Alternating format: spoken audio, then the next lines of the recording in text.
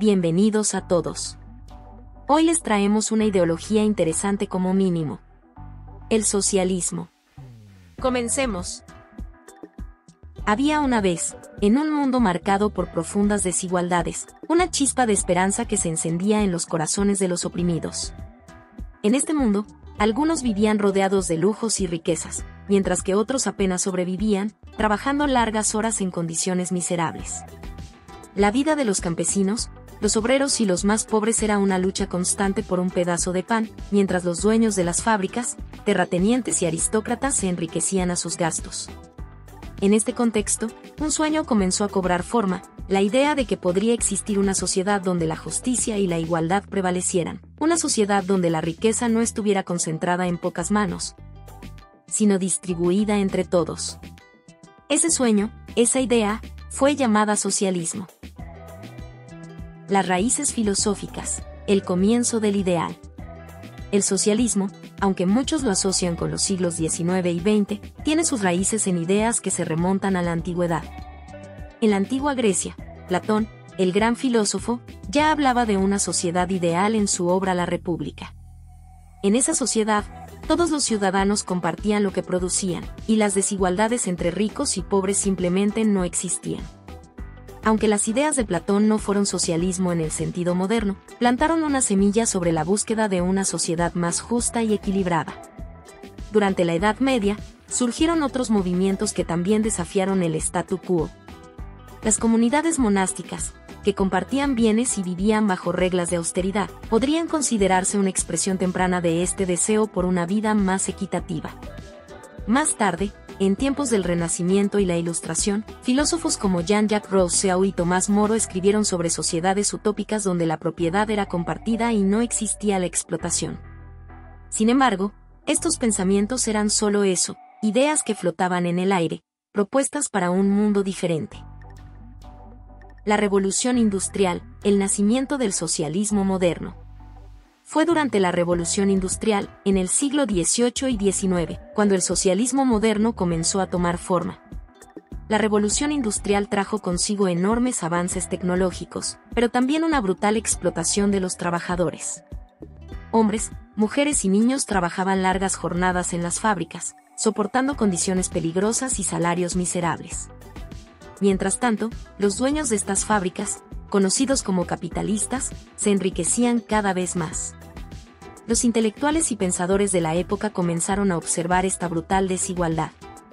En las calles de ciudades como Manchester, Londres y París, las clases trabajadoras vivían en la miseria, mientras la burguesía disfrutaba de un nivel de vida cada vez más elevado. Fue en este escenario donde dos figuras clave, Karl Marx y Friedrich Engels, se alzaron con una propuesta radical: un cambio completo del sistema económico y social. Karl Marx y Friedrich Engels, los padres del socialismo científico. En 1848, Marx y Engels publicaron un pequeño pero poderoso libro titulado El Manifiesto Comunista. En él, describían el sistema capitalista como un sistema basado en la explotación de los trabajadores por parte de los capitalistas.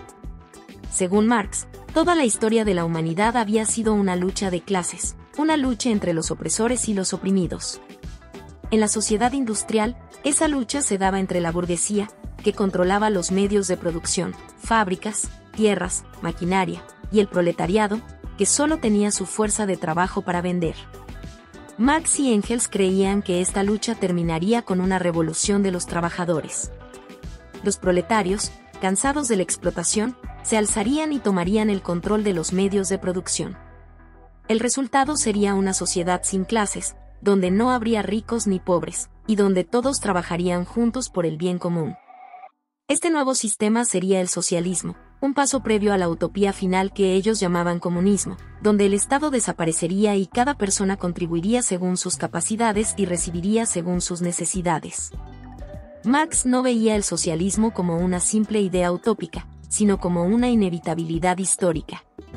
Según su teoría del materialismo histórico, el capitalismo tenía sus contradicciones internas que lo llevarían a su propia destrucción. Los capitalistas, en su búsqueda de mayores ganancias, llevarían a los trabajadores a tal nivel de miseria que estos no tendrían más opción que rebelarse. El socialismo en movimiento, revoluciones y conflictos. Las ideas de Marx y Engels comenzaron a extenderse rápidamente por toda Europa y el mundo. Obreros y campesinos se sentían identificados con las ideas de una revolución que pusiera fin a sus sufrimientos. Surgieron movimientos socialistas en Alemania, Francia, Inglaterra y Rusia, y los trabajadores comenzaron a organizarse en sindicatos y partidos políticos. Uno de los primeros grandes intentos de implementar el socialismo fue la Comuna de París en 1871, cuando los trabajadores de París se levantaron y tomaron el control de la ciudad, intentando crear una sociedad más justa.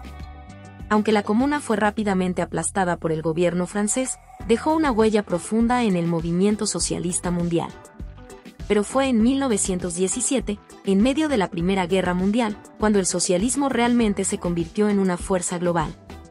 En Rusia, un país donde la mayoría de la población era campesina y vivía en extrema pobreza, un grupo de revolucionarios liderados por Vladimir Lenin se alzó contra el zar, el monarca absoluto del país.